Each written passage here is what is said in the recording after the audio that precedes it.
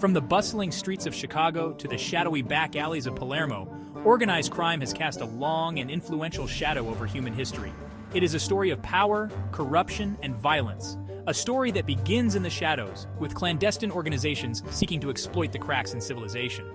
These groups, often born from poverty and desperation, found power in numbers, in secrecy, and in a ruthless disregard for the law. They built empires on illicit activities, wielding influence through fear and intimidation, their tendrils reaching deep into the heart of society.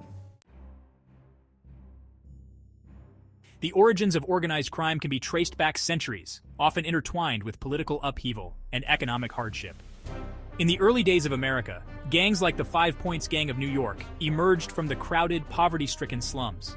These groups, often ethnically homogenous, found strength in their shared experiences and a desire for control in a world that seemed to offer them little. Across the Atlantic, in the sun-drenched hills of Sicily, a different kind of organization was taking root. The Mafia, shrouded in secrecy and bound by a code of silence known as omerta, built its empire on extortion, smuggling, and a ruthless grip on local communities. These early forms of organized crime, though geographically separated, shared common threads: a thirst for power, a willingness to operate outside the law, and a deep-seated loyalty amongst their members.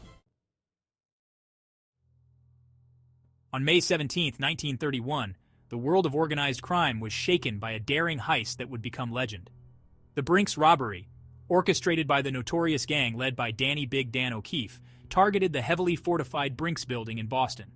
This wasn't a smash-and-grab job. It was a meticulously planned operation, months in the making, that involved casing the building, studying security routines, and even crafting duplicate keys.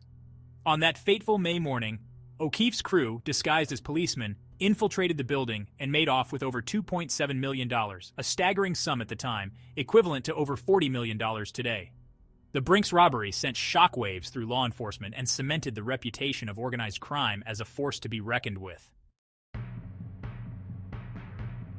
The morning of May 17, 1951, dawned like any other in the bustling metropolis of New York City.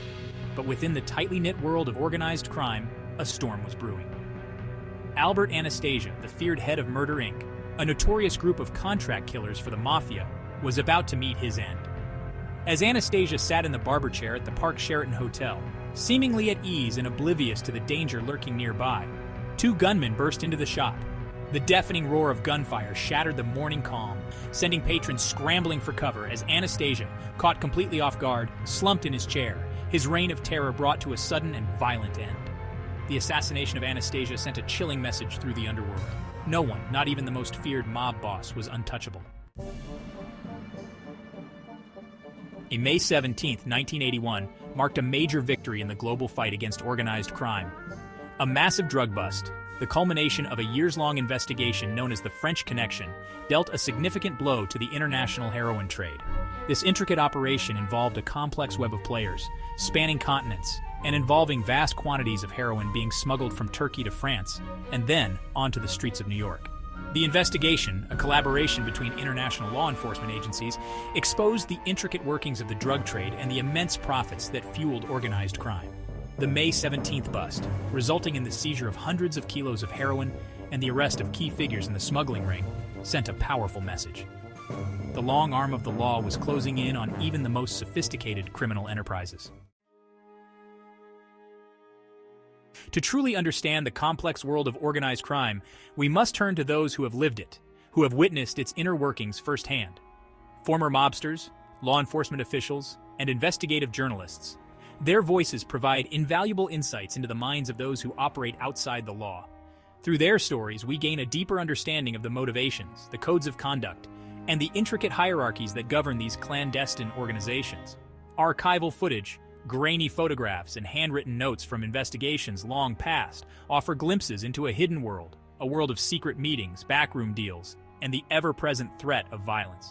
These primary sources, these fragments of history, allow us to piece together the puzzle of organized crime and to grasp its enduring impact on our world.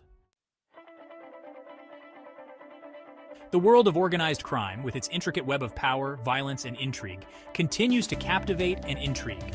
It is a world that operates in the shadows, its secrets closely guarded. But by delving into its history, by examining its key players and pivotal events, we can begin to unravel its mysteries. If you're fascinated by the dark underbelly of society, if you're eager to explore the stories of those who live on the edge of the law, then be sure to like this video and subscribe to Alec Fact Finder's channel for more captivating insights into the world of crime. In the coming weeks, we'll be exploring the lives of some of history's most notorious gangsters, delving into their rise to power and their dramatic downfalls. We want to hear from you. Share your thoughts and questions in the comments section below. Let's continue this journey of discovery together.